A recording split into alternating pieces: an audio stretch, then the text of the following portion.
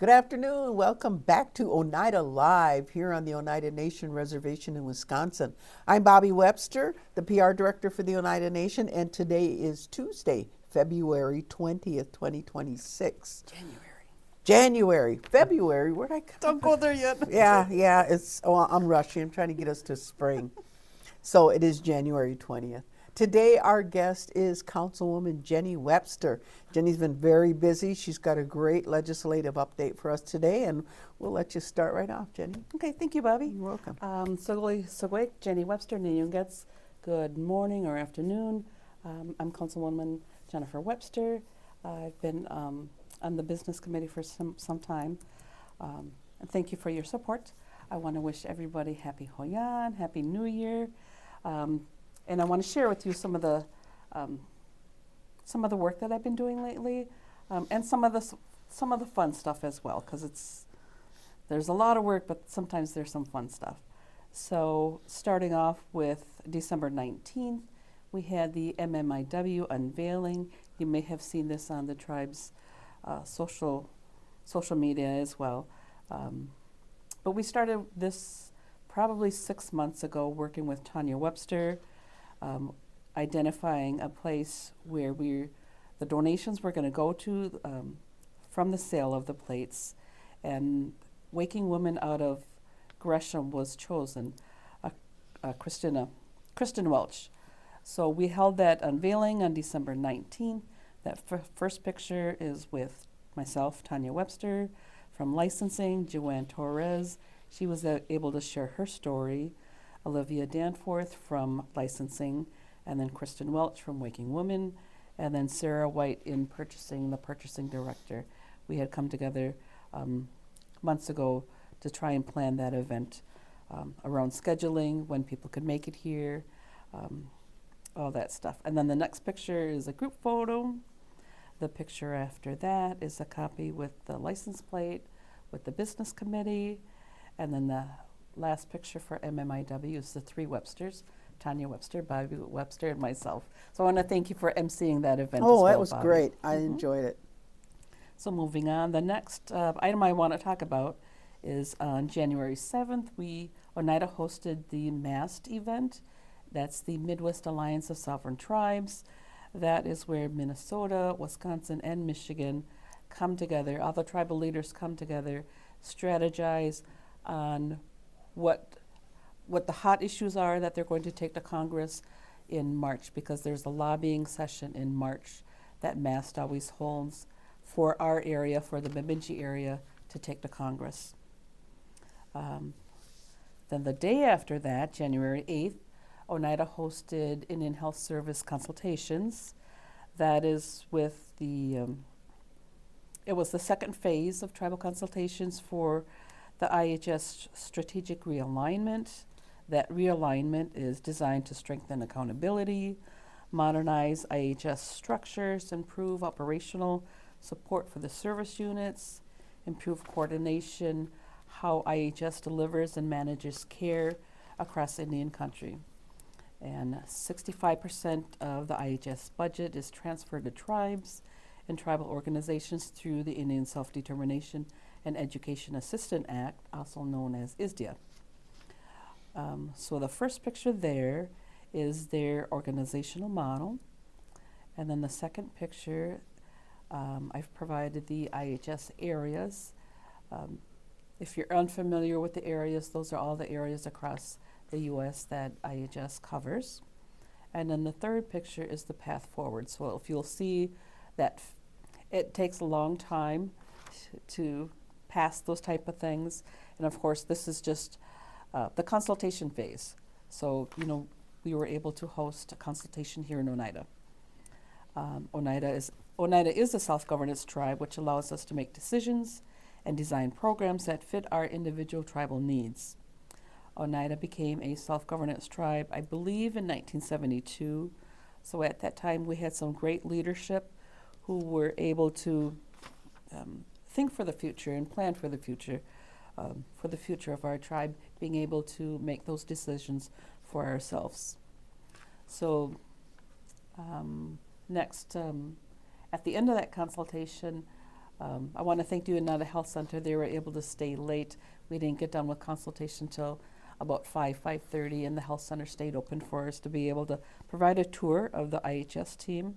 So that first picture is myself, I believe, providing testimony, either providing testimony or doing the land acknowledgement. Okay. Second picture is with the IHS leadership. And then the third picture is the tour, the after-hours tour that the health center was able to stay open for us.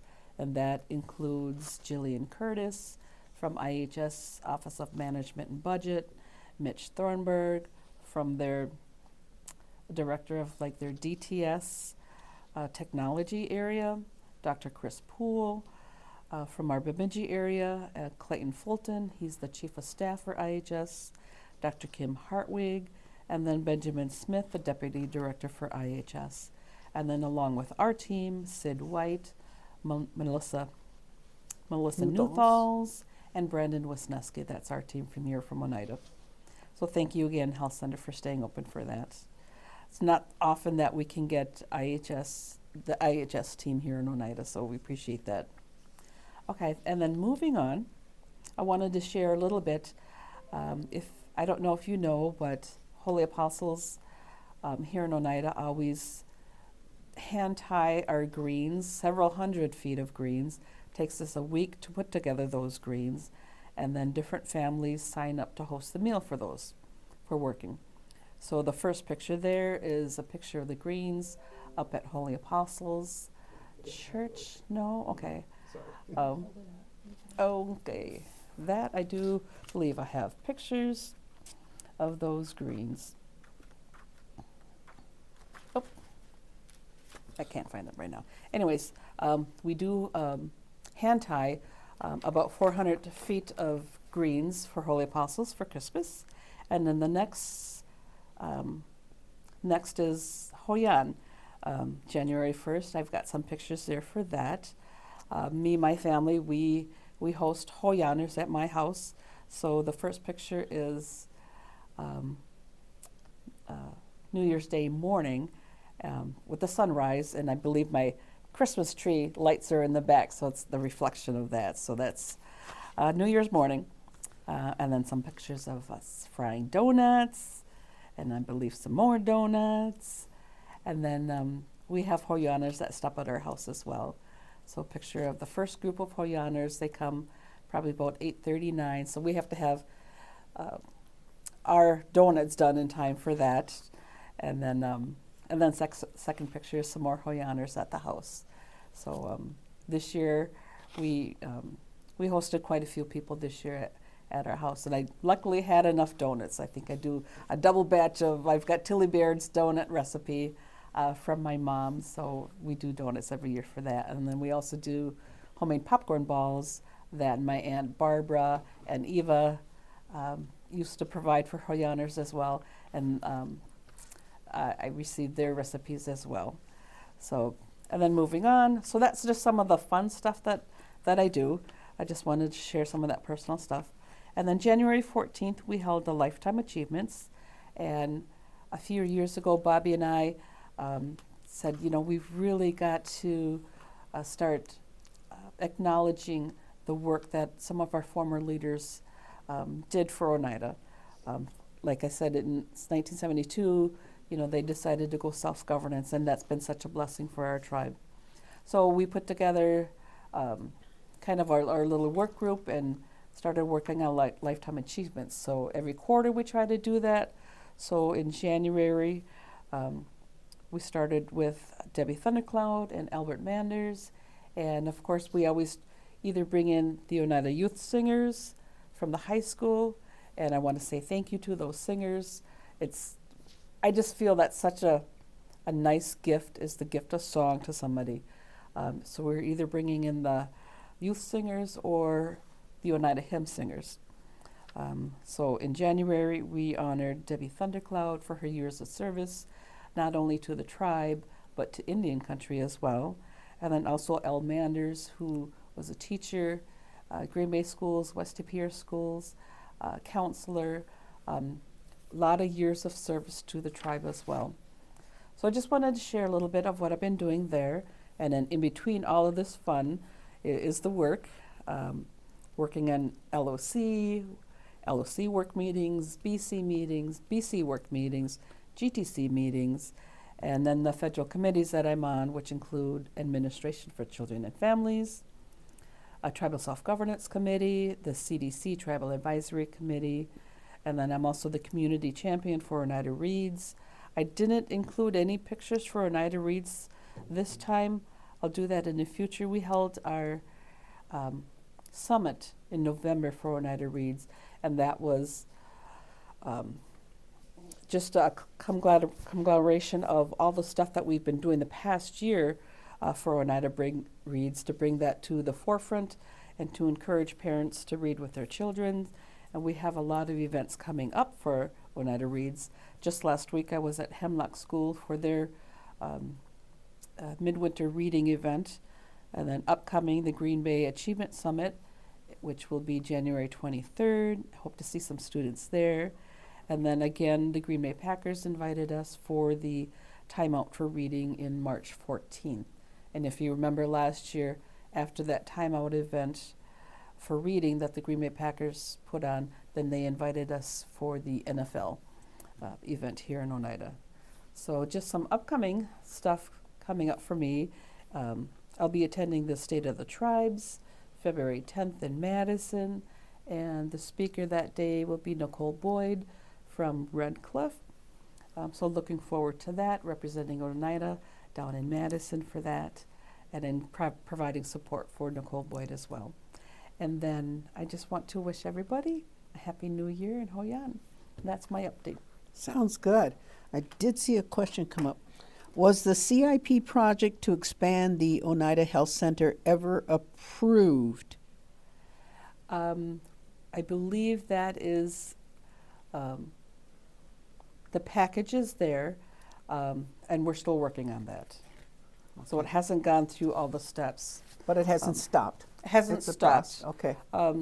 You know, of course, we've got to get that approved through GTC, and then there are steps to get to that. Okay. So is that an expansion on that property where it sits? Correct. Okay. There's a lot of land there. All right. I don't see any other questions. Do you want to share a few announcements? The Oneida, which is I Am an Oneida project, has some community input sessions coming up today, and they're continuing to work on some key components that will help address the nation's critical population data needs. So there's 2 sessions. The first option is from 3 to 5 p.m. today. And the second option is this evening from 6 to 8 p.m. Each 2-hour session gives our Oneida citizens and descendants and the Oneida Nation community members an opportunity to review progress from round 1, to share feedback on proposed components, to help shape recommendations for the General Tribal Council. You can also join these sessions virtually, and we will attach those links in the comments. So if you look down on our comments, you can visit Onyudaiaga's Ni'i's webpage or check the events on Facebook for today's sessions. And I see them in there.